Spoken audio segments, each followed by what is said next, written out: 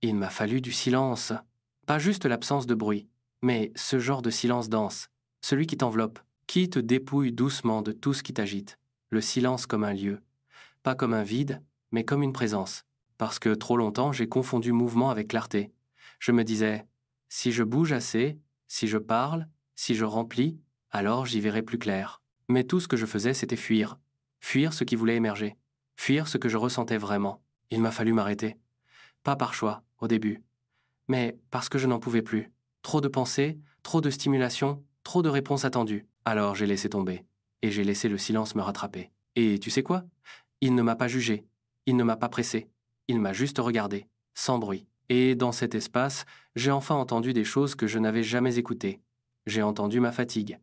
Pas celle qu'on nomme après une journée, mais celle qui s'accumule depuis des années. J'ai entendu mes doutes.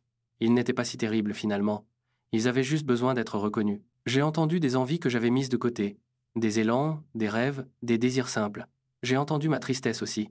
Pas pour qu'elle parte, mais pour qu'elle ait le droit d'exister. Le silence, ça ne m'a pas sauvé. Mais ça m'a permis de me rencontrer. Et dans cette rencontre, j'ai trouvé une forme d'apaisement. Pas parce que tout allait bien, mais parce que pour une fois, j'étais avec moi, entièrement. Il n'y avait plus de décor à maintenir, plus de masque à porter, juste moi, et le vrai fond de mes émotions.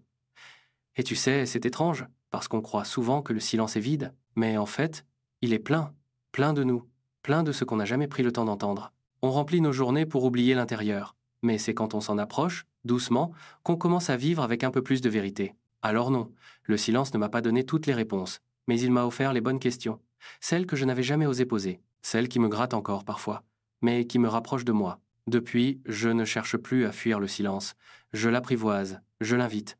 Parfois il est lourd, parfois il est doux, mais il est toujours sincère.